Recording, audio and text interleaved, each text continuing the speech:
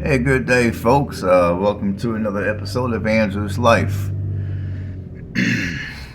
Hope you guys are ready to take another exciting trip through another town here in the state of Alabama.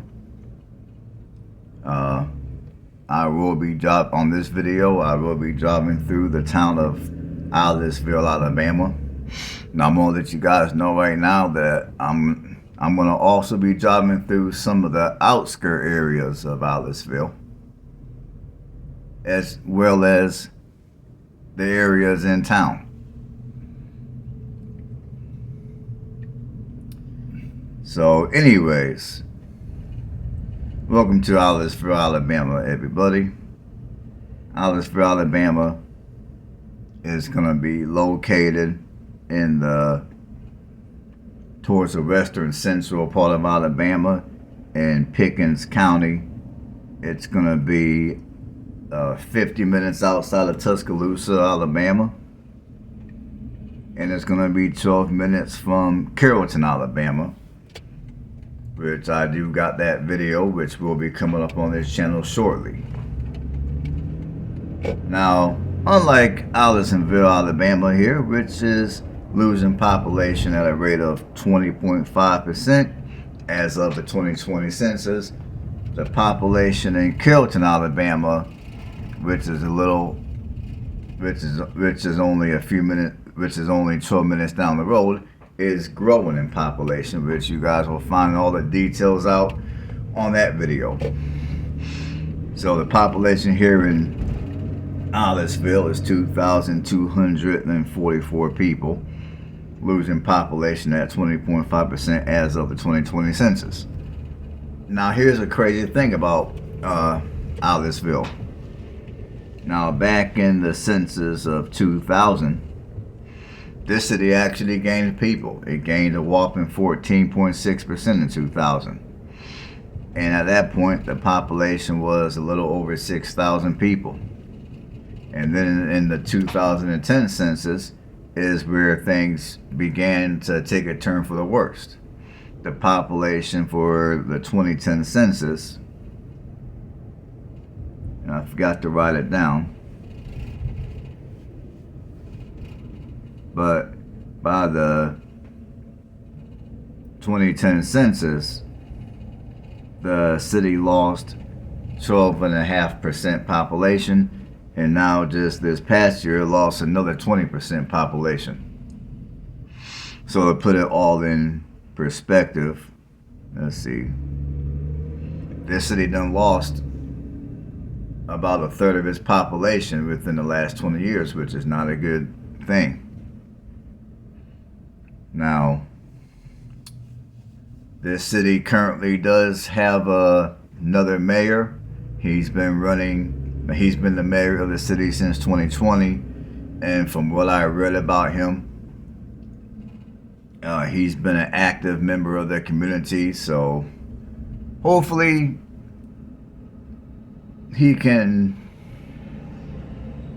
make a change for the better in this community. Now, I was not here back in 2020, so I have no idea what this city used to look like back then. I don't know if it was better or worse compared to what I'm looking at right now. So I can't really properly gauge how effective the new city leadership has been. But this city right now, it's got a black mayor, and this city has elected its first black mayor. He's been in office since 2020. His name is Terrence Winham, who's a Democrat. I mean, that's here or there, that's whatever. And he's the youngest black mayor in the area. And he's the youngest mayor, and he's the first black mayor that has ran as a mayor that is serving as a mayor in this city. He's 32 years old. Or at least at the time he was elected, he was 32. But any which way you cut it, he's the youngest mayor this city ever elected. And from my understanding, I mean, back in 2020, this city used to have a hospital that closed back in 2020, and the mayor apparently is actively working on getting that house. He is actively working on opening up that hospital again. And there's supposed to be a medical clinic that's supposed to open up here. I mean, there was talk, I want to say about a couple of months ago, about this clinic opening up. Now, at the time I recorded the video, I'm not sure rather not the clinic was open at that time. I have no idea. Maybe someone can drop a comment below who might know.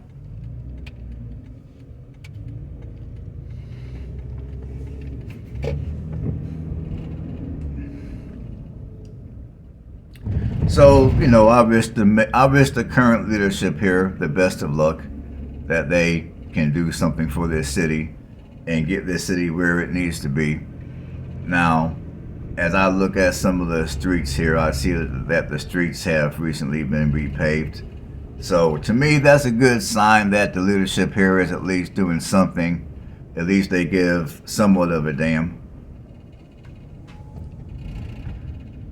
Because this city has been under, I don't mean to get too political here, but I just want to kind of, like I kind of touched on before in another video I made about this topic, just because a politician or the leadership might be either conservative or Democrat, doesn't automatically mean the area is going to be better or worse.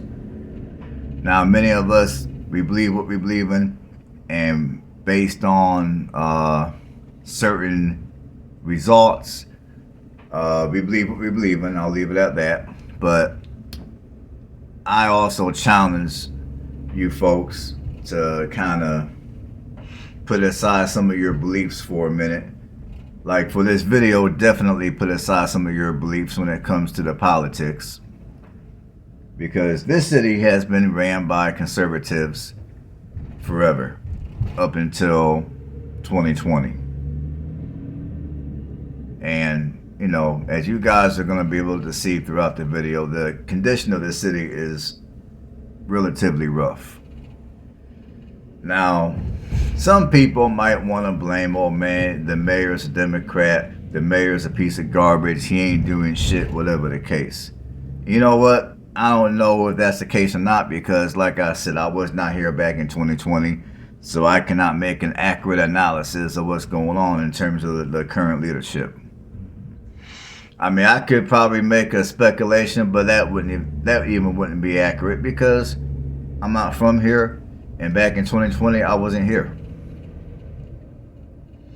Now, for the time that this city was ran under conservative leadership, I mean, to me, it seemed to me if the leadership before the current leadership done what they were supposed to do for this community, a lot of what we're looking at right now wouldn't be here. In other words, the city would be in much better condition than what it's currently in. So, to me, this city just goes to prove that you cannot always assume because it's under one leadership or another that it's going to automatically be a better situation than it would be if it was under another leadership. Now, I guess since we're talking political here, somewhat, and again, this ain't a political channel, but since I'm talking political, I will take this time and tell you guys straight up, no, I do not identify with either political party. I do not label myself anything. I mean, I label myself independent because my philosophy is whoever got the best policies that will benefit me the most is who I vote for. If no one has anything on the table for me, then you know what? I may not vote. That's me though. But anyways, this city Aliceville was incorporated in 1907, and this has been the largest city in Pickens County since then. Now, if you're looking to purchase a home here, there are homes for sale for as low as $49,000, and basically the price ranges of the houses here are all over the place. And I would assume that there's a plethora of land that is for sale here in this city, in surrounding areas, that you can buy for those of you that are looking to homestead, or perhaps you're looking to start your own farm. I mean, land prices here are relatively low compared to many other parts of the country. I mean, there's a lot of people that are moving to other parts of the country, like Colorado and other parts of the West, or they're moving to Tennessee or the Carolinas because they might want to buy some farmland. But just in case you guys don't realize, those places, the prices of land are very expensive, and in some of those places your property taxes are going to also be higher, because the property tax rates are going to be higher, and of course with the price of the land itself being expensive, the property taxes are going to reflect that price. One thing I can say about Alabama is Alabama's got some of the lowest property tax rates.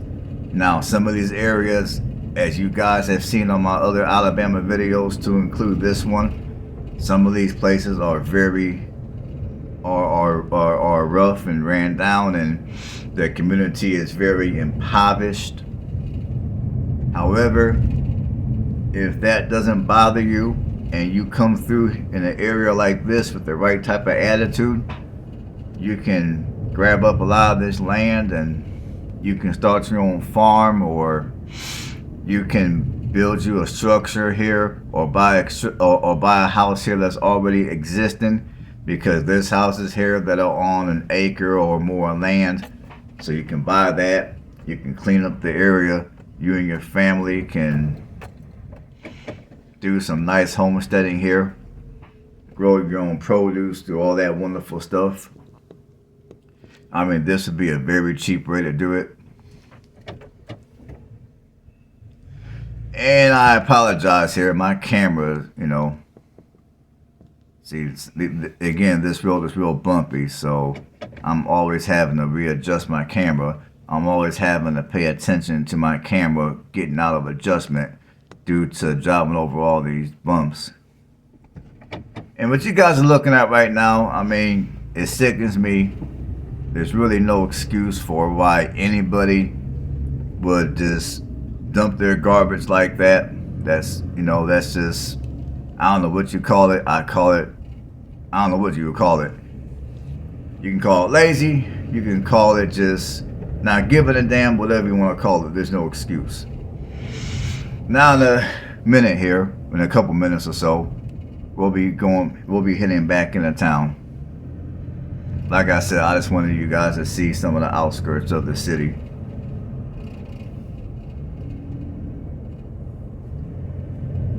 Because some of you guys may not want to live in town. You might want to live out here and buy some land and maybe build your own structure.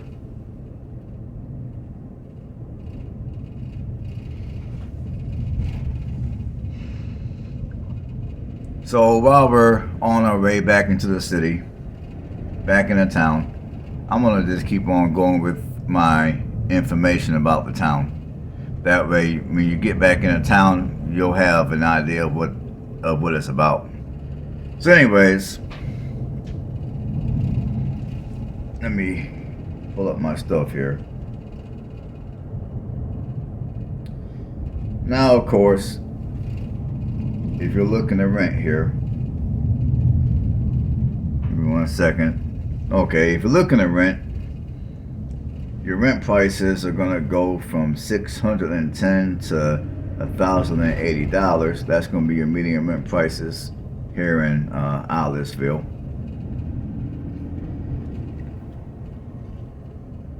actually your median home prices are going to be $91,000,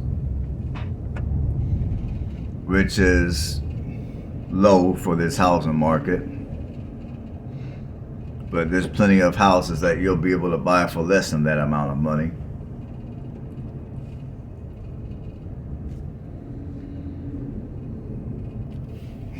Now, as far as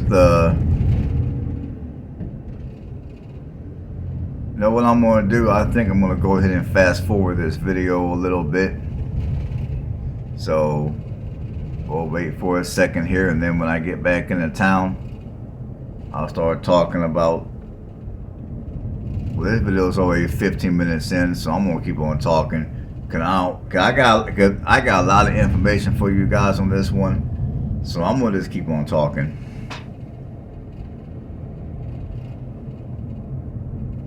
Now, as far as more history about this town, Aliceville was named in honor of the wife of John T. Cochran, the founder of Alabama, Tennessee, and Northern Railroads. In less than a couple of years after the completion of the railroad line in Aliceville, the town began to grow. There were about 12 stores, one bank, a number of enterprises, and other public buildings. The Montgomery Advertiser called this town a town of considerable pretension. In other words, at the time, this town had a lot of potential, and people saw big things possibly happening here. But they call this town the town of considerable pretensions. And then this was back in 1905.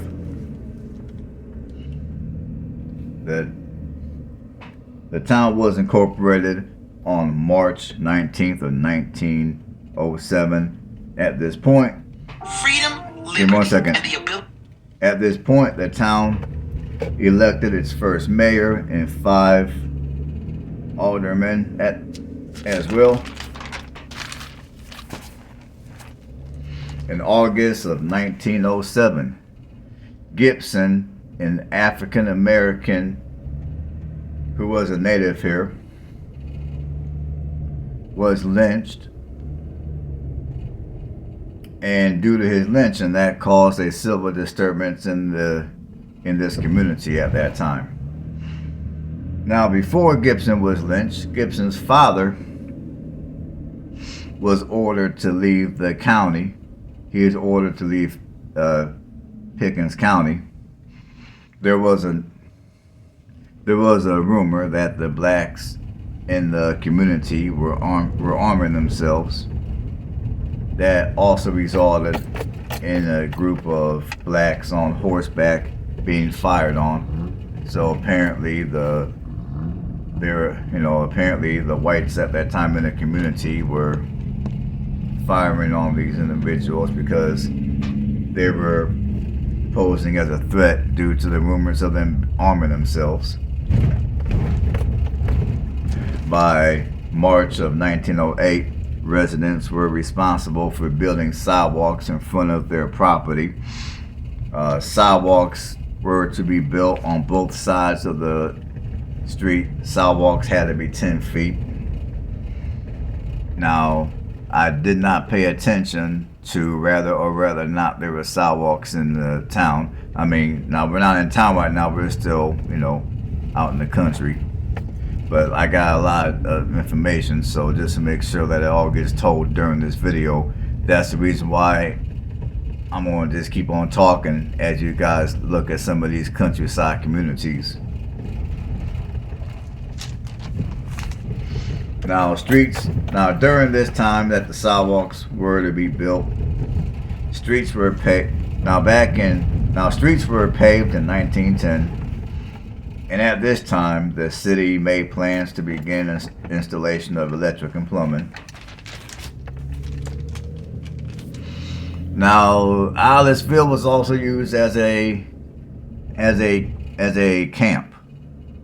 During World War II, Aliceville was used as a prisoner of war camp that held 6,000 German prisoners, although the population really exceeded 3,500 people. The camp operated from the 2nd of June of 1943 to the 30th of September 1945. And at this point, you will see next to no evidence of the camp even existing. Now, you can go to the Aliceville Museum and Cultural Arts Center to see the German prison of war collections, to include maps, photographs, camp publications, letters, and artwork. Now, during the Civil Rights era, during the Civil Rights era, Julia Wilder and the Aliceville native of Maggie Bozeman. Now, Maggie Bozeman is going to be the major individual who I'm going to be discussing. But basically what happened was Maggie Bozeman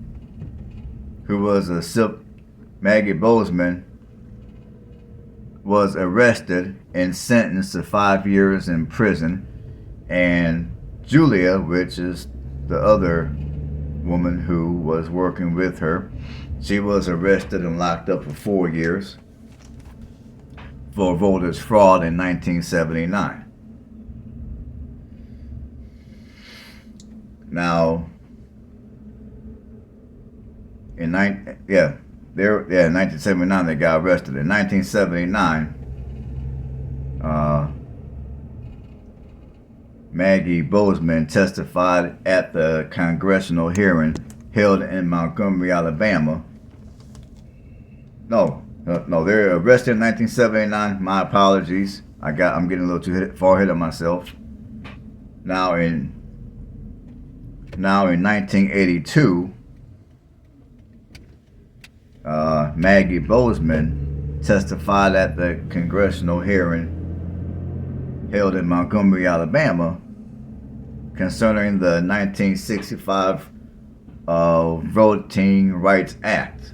She stated that voting in Aliceville and Pickens County at the time took place in open spaces that provided no privacy. White police officers were stationed at these polls, taking pictures of people assisting black voters. As a result of the sentencing of Bozeman and Wilder, the National Coalition to Free Julia Wilder and Maggie Bozeman and to Save the Voters' Rights Act, there was a march that took place from Carrollton to Aliceville, Alabama. The Carrollton to Aliceville to Montgomery, Alabama, to publicize this cause. The U.S. Department of Justice sent eight poll watchers to Aliceville for the 1984 primary election. There was an explosion. Now, in 2013, there was an explosion. There was an explosion in November of 2013 of crude oil. Crude oil exploded when an Alabama and Gulf Coast rail when an Alabama and Gulf Coast train derailed near Aliceville. The spill of the oil was not cleaned up as of March of 2014 after 4 months of cleanup efforts. Around 750,000 gallons of bacon crude oil was spilled.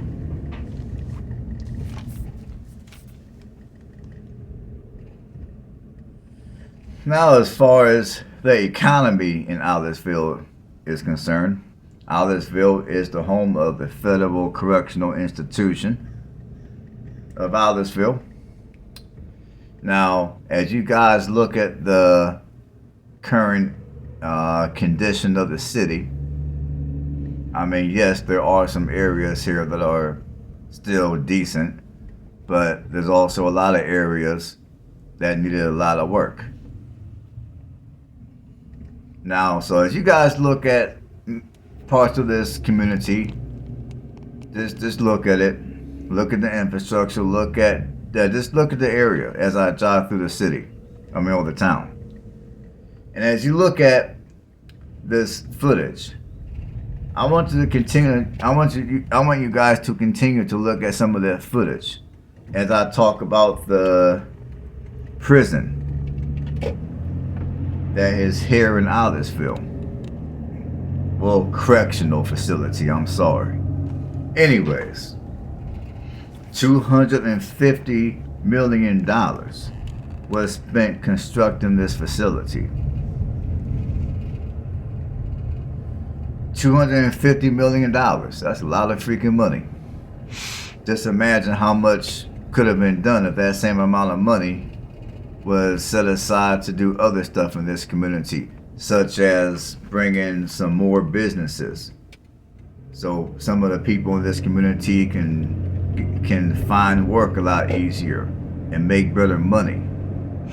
Imagine if that money would have went towards the actual infrastructure and necessary improvements to this city or this town. Now, anyhow, this correctional facility has got a 1,500 bed medium security. This is a 1,500 bed medium security women's prison. 1,500 bed. Now, bear in mind, people, the population of Aliceville, as I speak, is, let me pull it up here. 1,500 bed facility at this correctional institution. The population of the entire town of Aliceville We need to make our own decisions. is only 2,200 and some people. So this institution is housing enough. So basically, to put it in perspective, this institution is capable of housing. Well, it is capable of housing well over half the population. I mean, just off the top of my head. Oh, and let me continue. And then, in addition to that, you also have a 256 medium security work camp. So they can call it work camp, whatever the hell they want to call it. But at the end of the day, this is still a prison. People are still locked up, and you guys know the rest of it. And the construction of this facility took 3 years. Do you know how much improvement that this city could have underwent if that money and that time and that energy and that effort was spent actually improving the infrastructure of this city, rather than building a bunch of facilities to lock up a bunch of people, most of which commit nonviolent offenses? Let's do some mathematics here, people. I mean, I'm not gonna lie to you folks. I mean, granted, there's people out here that are criminals, and some of the crimes that people do, they ought to be locked up, and in some cases they should be locked up forever. I get that. I'm not gonna act like I'm not gonna be one of these people that are gonna be in support of criminology, because clearly I'm not. I don't want that kind of crap in my community, and I know most of you watching this video don't. However, I do consider myself to be a reasonable person. and being the reasonable person that I am, granted, I'm not in power. I don't run no offices. So unfortunately, my reasoning is going to most likely go on deaf ears. Nobody of importance is going to give a damn because, hey, who the hell am I? I'm just a YouTuber, whatever. But anyways, being the reasonable person that I am,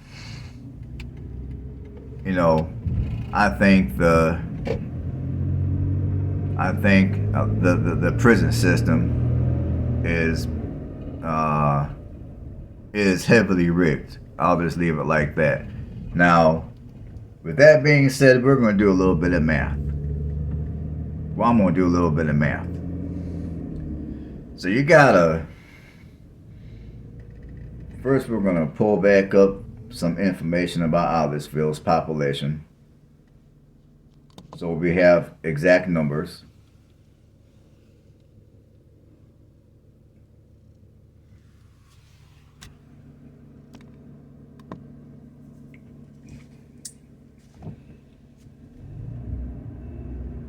So the population of Aliceville is 2,244 people. So we're going to keep that number in the back of our heads here. So let's add up 1,500 people, which represents the amount of beds that are in the general prison facility in this woman's prison. Let's add 256 to that, which is the beds in the workshop. So 1,756 people, which is a total amount of inmates that this facility is able to house.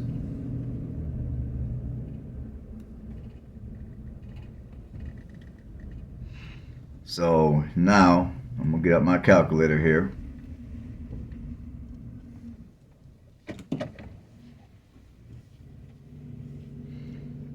2,244 people. I'm gonna go ahead and divide that by 1,756.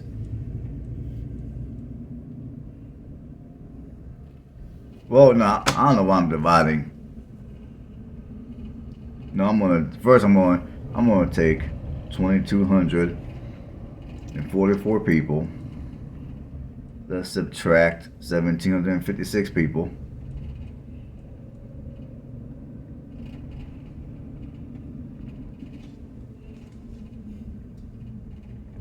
That will leave us at 488 people.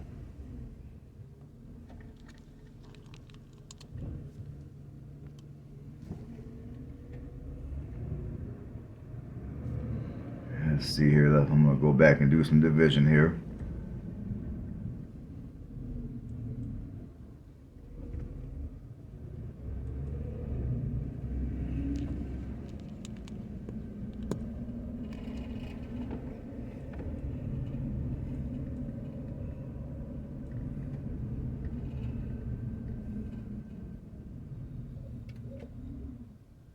So basically,